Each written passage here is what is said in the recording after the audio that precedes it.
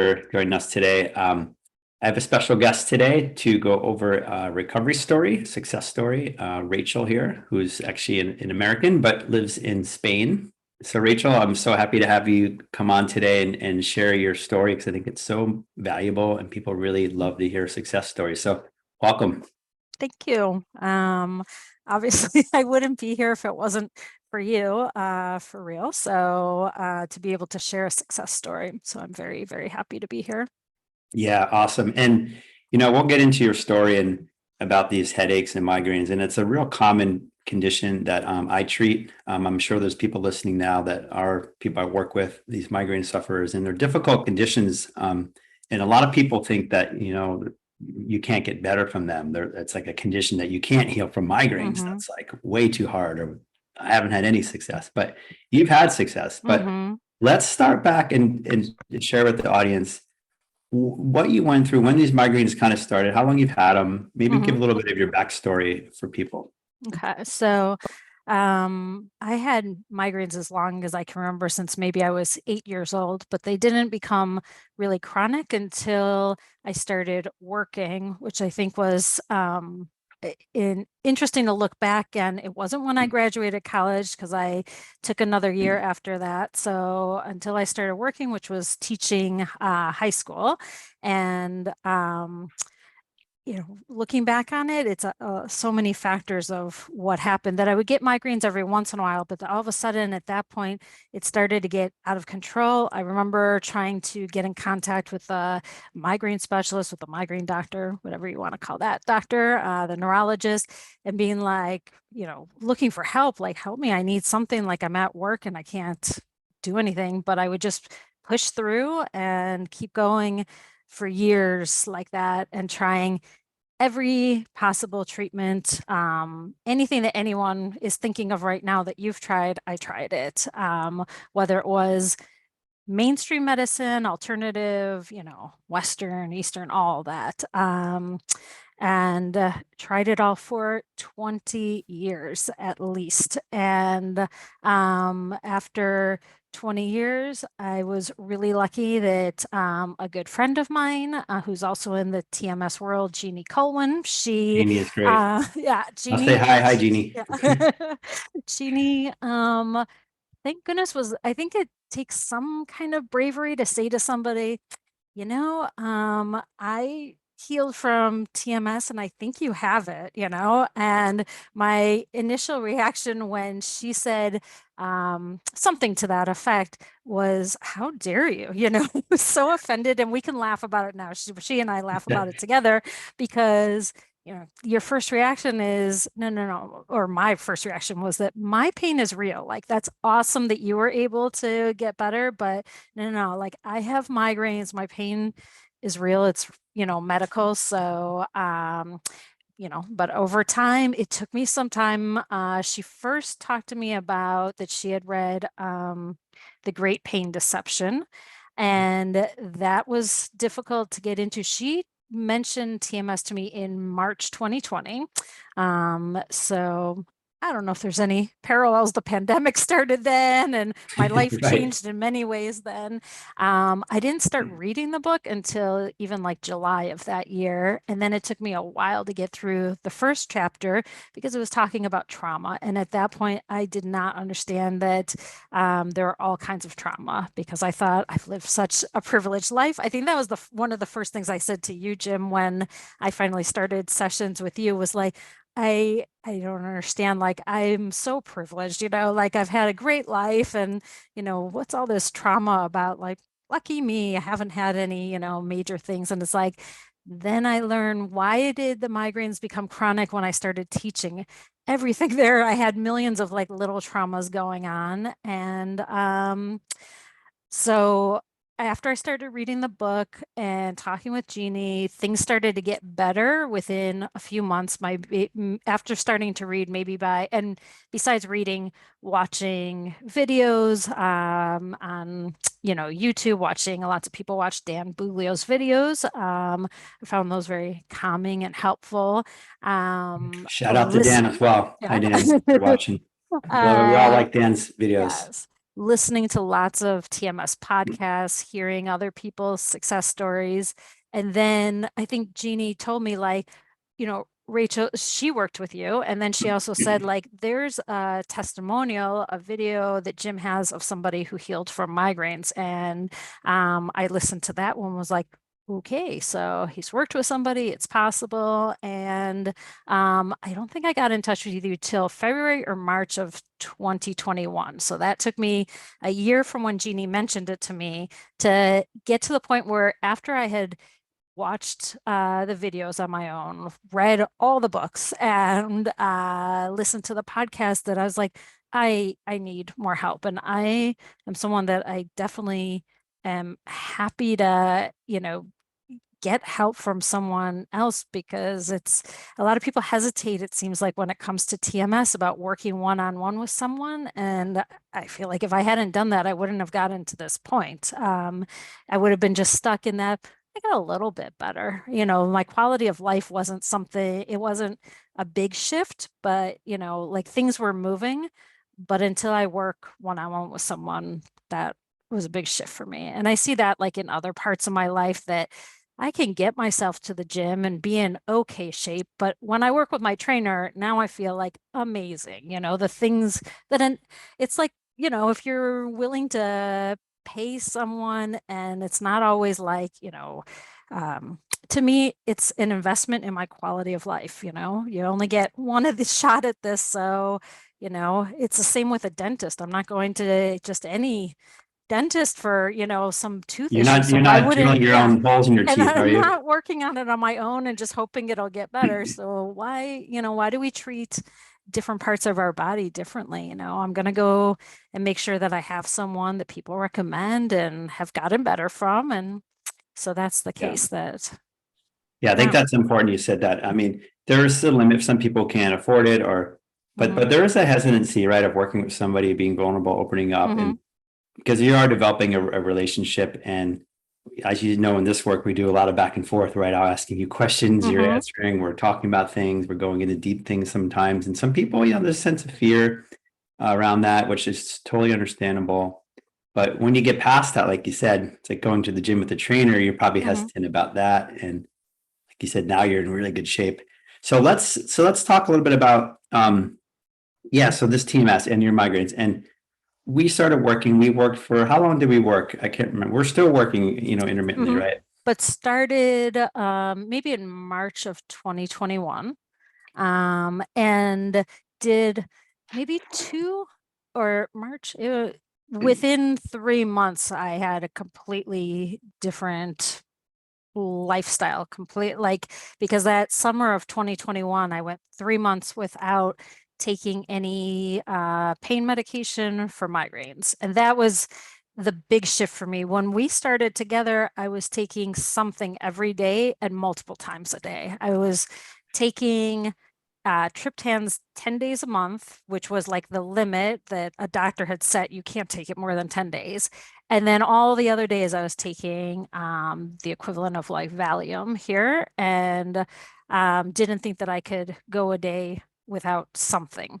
And when I started with you, I think you challenged me to see if I could go, one day without the Valium. And that was the last time I ever took it. I never took it again since, there was somebody pushing me, somebody saying, you might be in some pain. And, obviously that happened, but Yeah. kind of have to get through Right. that. Yeah, that's an Yeah. important point. It really is a big point because I do push people. I don't like Hmm. to say we use the word push, or I encourage, or I challenge. Encourage. Challenge is the right word. Challenge. Hmm. Challenge people, just like your trainer, right? You tell me, Hmm. challenge you, I do a Oh yeah. couple more reps, and you're like, oh, I Hmm. can't do that. Hmm. And then you're in pain the next day. Yeah. But that's a coach, right? So we are Hmm. challenging because without you moving forward, right, and challenging yourself, that's fear. Hmm. You wouldn't have gotten partly part of your recovery was breaking through some of your doubts and Oh fears. yeah. Definitely. And so the first medicine I stopped was that Valium. Then I think I had been taking monthly injections, or maybe injections either every month or every Yeah, every month there was an injection, and every 3 months I was doing Botox. So March was the last time I did Botox, and when I went back to the neurologist in June and told her I don't want to do this anymore, at that point I had felt, the TMS was working very well, and she told me, well, 90% of patients who stop get worse, and I was like, okay, I guess I won't be one of those, 90% because I don't need this. And I never really felt like it was making any difference. Like, how could I be taking all of this and still be in such bad shape? So when she said that, I'm like, okay. And then I went to the US since I live here in Barcelona, went to the US for 3 months for the whole summer and was worried about, well, what do I do? I also had, in addition to the Botox and then the monthly injections, I can't even remember what they're called now, but um, anyway, but they are, I was worried about having enough, making it through till when I was supposed to be there till August. And I don't even think I ended up taking that one in August when I was supposed to go back to pick it up from the hospital here. When I got back, I didn't go and just wrote an email. This time I didn't go into the hospital. I just wrote an email to the doctor like, I'm fine. I don't need, your help anymore. I already tried to tell her in June about, TMS and the book. She had no interest in. Wow. Wow. And then when I said, I'm fine, and they said, well, we'll be here, if you need us. And I obviously I don't plan on ever Going going back. back. There's no reason Yeah. to, I know what I need. Every once in a while, I definitely I keep checking in with you and have keep appointments because I like my what I call tune-ups and Yeah. when things shift in my life, I know like I have a hard time when things are out of my control. Um, or when I've learned that I need to speak up, take control of my emotions and express myself. When I don't do that, the The migraine. Let's talk about that because yeah. that's really the meat and potatoes, right? We Hmm. dove in, we just sliced away and looked at situations in your life. We Hmm. looked at personal examples of you with your teaching and your family where you didn't take control, you didn't express your emotions right, and where the Hmm. emotions got the better of you, you could say. And what emotion did we really talk about the most? If you think There's a about, lot of anger and yeah, fear. Yeah, mostly anger. Yeah. mostly anger. And Yeah. for those of you listening, I would say, in my personal experience of working with migraine sufferers, that anger is the one of the big emotions that Hmm. causes migraines because they're such strong symptoms. And we discovered in you that sometimes it wasn't like you said capital T trauma. It was Hmm. like buildup of little annoyances and grievances and people Hmm. pissing you off right throughout your day, and you're having to work with Hmm. these kids who aren't listening and these teachers that don't want to and the Hmm. administrators and everybody. And anybody listening to Spain, I'm not going to talk Yeah. bad about Spain, but different culture, right? We talked about that too, an adjustment Yeah. to the culture. So maybe Hmm. share a little bit about you personally, the anger and how that came Yeah. for you. Just having to learn to express it in some way. Whether it was, I've done the journal speak. I don't know if Nicole Sachs came up with that, but of just writing down what is going on and like, writing the darkest thoughts that you would never want anyone to know that you're thinking and just writing it all out and then ripping it up. Or I've done it where I've written it on my phone and then just delete it. Where, I, especially if it's with people I care about, I wouldn't want anybody to know I'm thinking these things. Or, yeah, just dealing with different cultures, living in a different country from where I grew up. I find these culture clashes all the time. I've been dealing with that this week, and that's where I wrote to you and said, like, I woke up with migraines like 2 times this week, and it's really unusual but that went back to before I started working with you, which is like, a year and a half ago now, that I would wake up every single day with that kind of pain. So now to all of a sudden wake up with it, I'm like, what happened? Especially when I didn't go to sleep with that pain. It was very Yeah, strange. Um, that's a good yeah. point because I want people listening to know too that look, as Nicole Sachs says, it's a human condition. And if Mhm. you're under more stress or you're getting a buildup of anger, well, we can even share that with the audience. Mhm. Your migraines can come back. And so people think, oh, I never want this again. I go, well, you know what? Sorry, you got to have emotions for the rest of your life. And they're coming out one way or another. Either you got to express them, right? You've got to Mhm. deal with them, or they're going to implode in your body. Yeah. So, yeah, so it can come back. But like you Mhm. said, for the most part, you've got the stuff under control. Oh yeah. Um, but yeah, maybe share like what triggers your migraine. I think that's interesting. What do you notice in yourself that triggers the migraine? About what situations, people bothering Hmm. you? What is it? I think it's it's almost, I don't know why it's like embarrassing to say, because I feel like just maybe working differences of looking at things where I have a hard time with maybe the culture in general. I find like in the US, maybe people aren't 100% genuine at all when they say, I'm so sorry, it's our fault, it's my fault.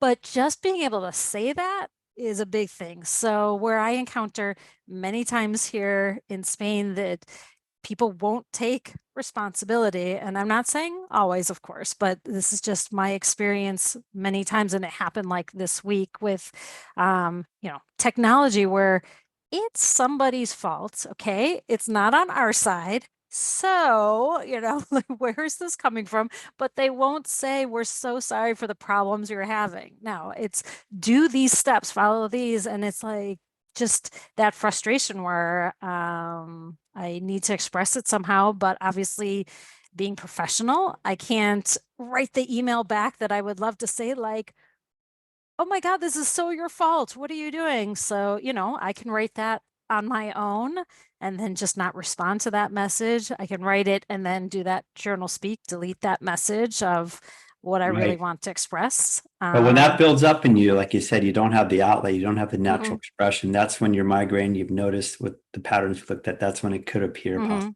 right? Yeah, and also when things are out of my hands that I can't do anything about, all the problems that these people are having with whatever technology or a teacher. We started a course a week ago and a teacher, of course, just quit. And then I'm like, oh my God, I have to find somebody. It was already so hard to find the teachers I found. Now, how are we going to find somebody else? Um, and Right. then it's like today, I just thought of the solution and then I feel that weight Better. lifted off of me. Yeah. Yeah. So that's it. I mean, it's just these emotions, right? The frustration. Oh, I gotta find somebody Mm, else. Oh, maybe the fear. Hopefully we can find somebody. mm, These emotions go right into that neural pathway for you. Boom, mm, into the migraine. But like you said, you've done a good job. Talk about maybe one of the other tools too. Journaling is definitely one of them. mm, We talked about maybe in the moment having that awareness that you are getting triggered and doing some mm, silent expression. Maybe share that in terms of mm. just that acknowledgement. Yeah. It's strange because whenever I used to, work with maybe teens or preteens and junior high and teaching there, and I would tell kids like, you can say whatever you want in your head. You just can't say those things out loud. And it's pretty much what I need to do, like express it, be yelling at this person in my head. I did find it very helpful when just a few months ago I bought some boxing gloves and brought those to the gym to use with my trainer, and I could just, you know, imagine someone or see these things while I'm punching, like leave me alone or whatever it is that I need Yeah. to express. Yeah, that's it. And for you listening, in his anger, Sarno was pretty much right, guys. Whether you believe it or not. And I was kind of like, I don't know if anger and rage are. Mm, It's a huge one, and because, like you said, the society, the culture, the job, the relationship, how we grew up, anger is not something in our society that's allowed for us to go around freely expressing. Like you can't wear boxing gloves all day and just punch people out in the store you don't like or at work. Hey, I don't like you. Get uh, out of here, buddy. You mhm, can't do it. You can cry, people will come over. You can even be afraid and people will support you. But if you're angry, nobody likes that. mhm, And so being a nice person that you are and a good person, a conscientious, hardworking person, right? We internalize it mhm, and we try to put our better foot forward and bite our tongue or swallow, the stuff. And as you know, it doesn't work. So yeah, so you're maybe share with the audience that you're sort of awareness now of your own frustrations and anger when it comes up. Are you Mhm. more aware of that now than you were before? Much more aware and also aware that I need to express what's going on. So where I had classes scheduled that were going to be online, then they changed it to in person, and I started getting, it's also that feeling of anxiety that I need to act on it, need to do something about it. They changed it to online again and then said, well, we'll let you know in another week which way it's going to go. And I started thinking, like, I really don't want to do the in-person classes. For me, it's a waste of time traveling. It's a waste of time. I need to get clothes again. Like lots of different small issues, just lots of things started coming in my mind. And finally today I was like, just write to them and say, you don't want to do it in person, that they'll get the same quality online. And I just did that. I wrote to them yesterday and then started feeling so much better that at least I said something, like they can come back either way. But then today I got the answer, okay, for to know how long is it going to be. I just don't like things up in the air, unsettled. And okay, so now I know for 3 months it's this way. Yeah. Um, Yeah. Yeah, it's great. Yeah. So you took action, right? mhm, Action is one of the steps that we need to take, action steps to change how we deal with things because we have our patterns, right? We have our ways that we've learned, personality traits, and altering those and like you becoming, and I've seen it in you, you've done an amazing job of becoming more assertive, more communicative and outwardly and also inwardly, like you said, to recognize that you're angry, let yourself be pissed off, say some curse words, not realize that's a bad thing. I have a couple patients who have said, I've never cursed my whole life. And I go, mm. well, you must really have a lot of repressed anger, right? So because before what you do is right, you wouldn't even notice it or you would just sweep it under the rug, right? Mhm. Carry on with your day. I remember Yeah. talked about that. Maybe, yeah, too concerned with being polite or I shouldn't say anything. They're the ones, they're the client. I need to give them what they want. It's like, it's okay for me to express myself. You can stand up and say what you want. I'm not obviously going to get it always, but at least, make it known what you want. Why can't you be a priority too? Yeah. And maybe share, because I love the personal examples because people probably resonate with Mhm. that in their own lives. Maybe share the other one, which we talked a lot about, was one of your friends, right? You know who it is. Nobody else does. But, and this is true for so many people that I talk, this is why I wanted Mhm. to share it about because you're such a nice person, right? And maybe share that about how with friendships that this can get you in trouble. Mhm. Um, a lot of times I end up feeling like I'm getting maybe walked all over, like, being used or not having the friendship that I would want because I'm just, again, concerned with just being there for the other person. It's like, what about me? So that part has been maybe still working on with personal, with friendships. It's a lot easier for me with situations where I'm not as concerned about the long term, maybe. But I feel definitely more empowered in general. And then in whatever relationship I have, I feel like it's much better. Um, in a situation recently, like I was treated really just not the right way at all, where somebody was like, we don't have room for you at this, dinner when there were like 50 to 100 people. And I somehow didn't sign up and didn't know about it and was at the pre-event. And then it was time to go to dinner. And there goes everybody. I was like, oh, there's a dinner now. And the person after was like, oh, let me look around. I'll see if I can find a spot. And then they were like, yeah, we don't have room. And I just, was so sad and destroyed. And this just happened last week. So that could have led to it definitely led to some of my head pain this week Yeah. with just feeling really strong emotions. But I felt amazing after I finally wrote to them 6 days later and to everyone involved and just said, I don't understand how this could happen. How can you do this? Like, yeah, I made a mistake, but um, there has to be room for one more person when you have something like that. And this is a community event where you want people to feel welcome. I told them how I felt. I said, I just to be able to express that, Yeah. then I feel like going forward, our relationship is going to be even stronger. And the person even said to me when I saw them a week later and later that day after I wrote was like, you did the right thing. Thank you for letting me know. And it's like, okay, Yeah, it feels good, that's how right? I And want to that's it, live. that Yeah. empowerment, that Yeah. expression, because otherwise you could have carried that around. You were Mm-hmm. sad, but really what you're expressing was your frustration. Mm-hmm. And that's what causes the migraine.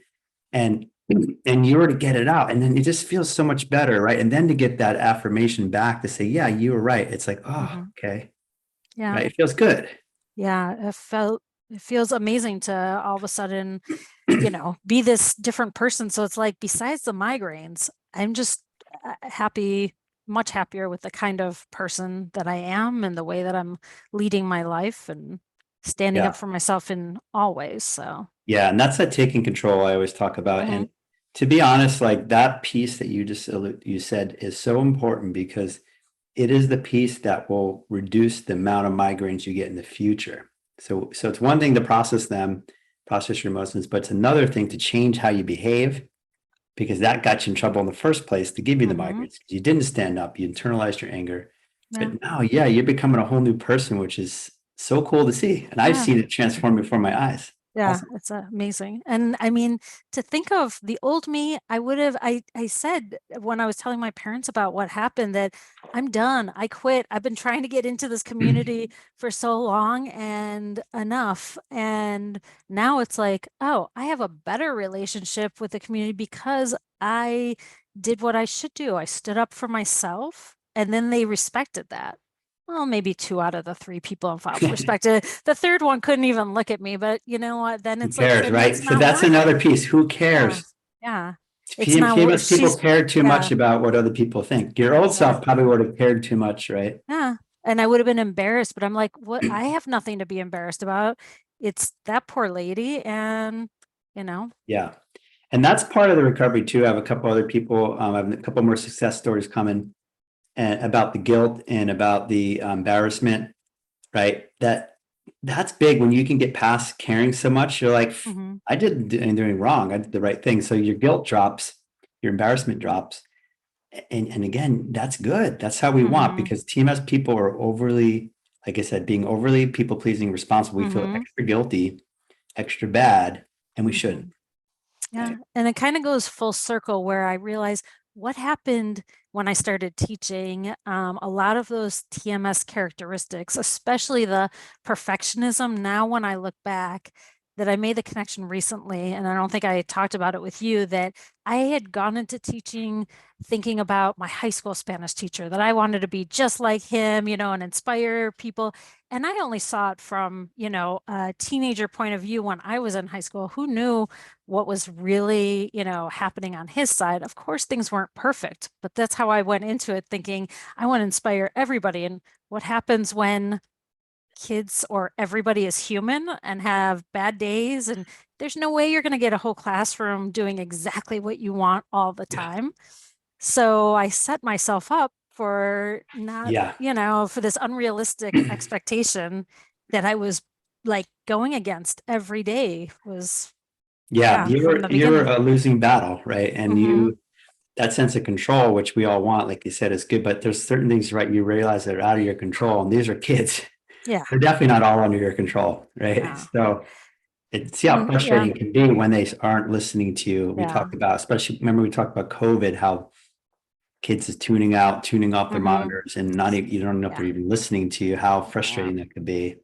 That's a big shift for the online classes now, starting another year just now, and realizing, and this is with a small group of adults, even that a lot of times it looks like they're not even looking or paying attention because people have multiple screens. So I've learned, like, okay, so maybe they are looking at the camera over there, or maybe they are as distracted as they look, but I'm doing the best I can, and that's all I Yeah, can do because I can't keep being like, or keep calling on them or whatever. So, yeah, that's awesome. So that's another yeah. shift. You're letting go of that control because you realize it's Hmm. not worth it, right? To get the Yeah. migraine or get feel bad about it. So you change your personality Hmm. traits, which is really, really key for a lot of people in their recovery. And what you said, you've learned to express your anger and be more assertive, more communicative, which I think is so, so important for you guys listening out there that are people pleasers, real nice people. You got to do that. Otherwise, you're going to just continue to Yeah. get emotions coming up in your body. Yeah. Yeah. We're so concerned about being polite and nice to everybody else, but it's like I gotta look out for myself too. And Yes. I feel like once I started doing that, that I'm just a better person in general too, that I can be better for other people then and Right. more maybe genuine in a way. Yeah, exactly. Hmm. And probably before you did this work, you thought the way you are was the best way to be. Because people who are Hmm. people pleasers, like people think, well, Exactly. I'm the one who's so nice, and look at me, I'm helping people. I'm go the extra Hmm. mile, and I over care about this person. I give everything of myself to this. Hmm. But you knew what happened. You're building that resentment, Yeah. and we kept saying it's not fair. I remember you saying that, and that's what a lot of my patients say. It's not fair. That's not Yeah. right. But Yes. then you realize the world doesn't work that way. Yep. Yeah. We It's talked not about that. right. Hmm. Yeah, so that's really cool to see, Rachel, that you have turned this around and really that this is emotional, right? To make that recognition that these migraines were TMS and they were not structural Hmm. physical things. And I think it's important for people to hear this, Yeah. right? And it has such an effect in so many different ways on my life of and health, thinking there's nothing wrong with me. Like even at the gym today with my trainer doing things that normally I'd be like, oh, my wrists are just not strong. It's like there's nothing wrong with your wrists, but it was I had surgery, but when I was in my 20s, so like 20 years ago, and it was more a cosmetic thing than structural. And so it's like, no, you can do what I was doing today that normally I'd be like, I have to stop. But yeah, I was like, there's nothing wrong. You're strong. You know, you can You're do strong. this. Mm-hmm. Yeah, and you're getting stronger every day, right? And Yeah. many physically, mentally, emotionally, Mm-hmm. you're getting stronger. And but like it's good to know we're human, right? That you had a migraine, and it's good to share that. Like I like to say that because Mm-hmm. this is a human condition. And if your emotions get run into high or stress, you're going to feel it in some way. And for you, that neural pathway is your migraine. So it's like your alarm bell to tell you something's up, right? Mm-hmm. And it is scary, at first, like all of a sudden having that pain again, and especially 2 mornings in a row. Like, is this coming back? Is this going to be my new normal? Mhm. But it's like, okay, first calm down, Yeah. and also realizing what it took to get rid of the pain. One day it was I don't even think I took an entire one pill. Whereas when I started working with you, when I had to take the triptan, the medicine for migraines, I was taking 3 or 4 of those a day during those 10 days a month. Now it took less than one pill to get rid of it for the whole day Yeah. within fast enough that my day wasn't even affected by it. So Yeah. It's amazing. yeah. It's really amazing. But you're doing the emotional work, right? You're doing Hmm. I think that's important. Like you've been Yeah. doing that still and continuing to do it and becomes a part of your life now. It sounds like, which I think is important for people. It's not like you just do this and then forget it. It should be a part of your life Hmm. Got to forward. keep checking in. Yeah. Got to keep checking in. Something, checking in with myself. I personally like having appointments with you to get it out there to do a check-in. I don't know, maybe every 6 week tune-up. We don't just it sounds like how you deal with a car, but it's Car. you Yeah. take The care car's of your overheating. You car. better bring it in. Something's not And right. why do people take better care of like their car, their things than themselves? They Yeah. know that you're going to have to invest that money for a car every however often you have to bring it in for a tune-up. The same thing I Right. just did with my bike. Like, okay, I should get this looked at once a year. I don't want it to something to go wrong. And it's the same thing with yourself. When people are afraid of like the financial investment, I'm like, when I started with you, first of all, living in Spain is completely different than the US. Our salaries are insanely low compared to the US. Yeah. And it was the beginning of the pandemic when I just went on unemployment. But it's like, if I didn't take that step and find some way to work with you or do something different, that was the rest of my life was going to be that way. I mean, God, if I lived only half my life that way and then had another half to live the same way, it just, Yeah. it's not. it's sad to me to think that it could go that way just because somebody is afraid of that investment. And I mean, everyone can find some way to, you know, make this little investment. If you're going to do it for your car or for your house or whatever else, then you're much more important than all those Yeah, things. that's right. Yeah. 100%. If you're And you not can't good, use those things unless you take care of yourself first. yeah, So, yeah. yeah. No, understandable. Absolutely. And one thing I just want to highlight, you said just before that was about that fear. Um, that you know what, that fear that came in is usually a secondary fear for a lot of people. So, like, for example, what caused the migraine was not fear. That's what I Hmm. want to be clear about. What caused the migraine was stuff at work that was starting to build up and frustrate you and irritate you, bubbled over to the headache. Then the fear came in around the headache, right? So we have Hmm. to distinguish that that's a Yeah. secondary fear. So people say, "Oh, I'm Hmm. just afraid." I go, "Well, yeah, you're afraid of the symptom getting worse, but let's Definitely. back up the bus a little bit and see what Hmm. caused it." So you did the right thing. You calm down Hmm. because it's TMS, and then you go back and say, "Well, what was going on?" Yeah. So I just want to make that point because a lot of Hmm. people fear is definitely a driver of symptoms 100%, but it's not the only emotion. And people Hmm. think that, well, I'm afraid. I go, let's get Hmm. underneath the fear, see what else is under the hood of the car, right? Uh-huh. You're We'll afraid to keep open going the back to hood, that. the car's smoking. I Uh-huh. don't think I want to open this hood because Yeah. there's a fire in the car. Hmm. And then you see, oh, there's just this plug loose. All we have to do Yeah, is make that connection. We're going that's to a good keep way to going put with it. this. Yeah. I'm gonna start treating people like cars now. Your Yeah, carburetor's broken exactly. down. You need oil Exactly. change. Yeah. Yeah. Yeah, exactly. Yeah. So, So awesome. Awesome. I'm really happy you came to share your story, Rachel. It's a really inspiring one. And I think migraines, again, is people suffer years and years of migraines, like you said, a very long time, hmm. that there's a way out. You're living proof of this, Hmm. right? And you did do work to get here. It wasn't like you just snapped your fingers. It took you Hmm. some time. So I want people to understand that as well. It was a process, right? It wasn't Hmm. Definitely. overnight change. Yeah. So Yeah. And for me, I feel like it's a lifelong process, kind of like going to the gym. I can't get to a point right now where, I might be happy with how things are and be like, all right, I don't have to go anymore. But that's that's my right. own personal experience with TMS. I don't know. There might be I other agree people with out you. there, yeah, who Yeah, don't no, need. you have to. I'm always working this process every day Mhm. too. So it's a lifelong skill.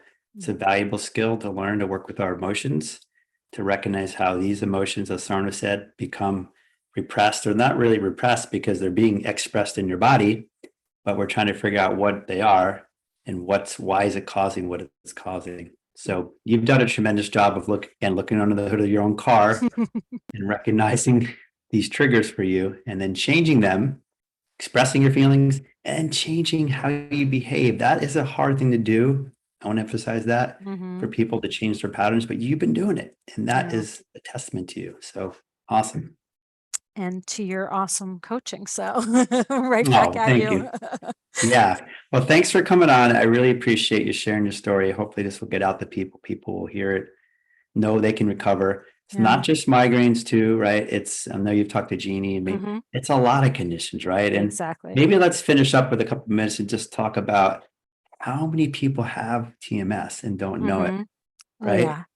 Oh yeah. When I was talking about going to the dentist today and I overhear her talking about her back, I forgot to mention it, but it's like, um, just go on Google and look up, about this Dr. Sarno. I don't know. That might be my first place to tell somebody who just has never heard of this before. Um, uh, some way to get started. And it's just, I feel like even if you don't have chronic pain, it's just everything that I've gotten out of working through this process. You have pains, aches, and pains at different points, and figuring out that this doesn't have to be something, like when I was running on the treadmill today, and the trainer's like, "Is everything okay? Is anything bothering you?" I'm like, My knee's bothering me a little bit, but it's okay." Like I could tell it's just a temporary thing. I stepped Yeah. strange. It's not gonna develop in some big thing, but there's just so many people can benefit from this, and it's so hard to take that first step, to when Jeannie first told me about TMS, and it's like, God, why did I take so long to really get into it? Of course, that was my process that led me here. But at the same time, if I could listen to other people, and maybe it would have been different if she had had migraines. So we had something more concrete, like, oh, she hailed from exactly what I have. Yeah. But even when I talk to people now with migraines and they don't follow through on, I'm telling you, like, just work with a TMS coach, one on one. That'll make a huge difference for you. So I can't, you know, support that enough. It's Yeah. obviously changed my life. So Yeah. I That's recommend it. awesome. Yeah. And it's just about, I always say, it's passing the torch. So like you learning this stuff, Hmm. you pass this torch to somebody else to light their torch, and maybe you're planting a seed. And it's just amazing. This work has to grow through grassroots because it's not mainstream. I was talking with a friend and colleague, Rebecca Tolan. Hmm. Yesterday I was on her course doing question and answers, and we always talked about how when I helped her, I Hmm. passed the torch to her, and then she's passing it to so many Yeah. people now. And you're going to do the same thing, and you already have sharing that, just like Jeannie Hmm. passed the torch to you. So I want everybody out there to listen, pass the torch, Hmm. pass it on, the message, because we need to grow this awareness of this work, because I see it so much now. It blows my mind every day, and it's incredible stuff, the work we're doing. So awesome work. Agreed. Awesome for being here. Thank you so much for coming on, Thank you, Jim. Rachel, and we will catch up with you next time. All right. Sounds good. Okay, I'll see you next time. Bye. Bye.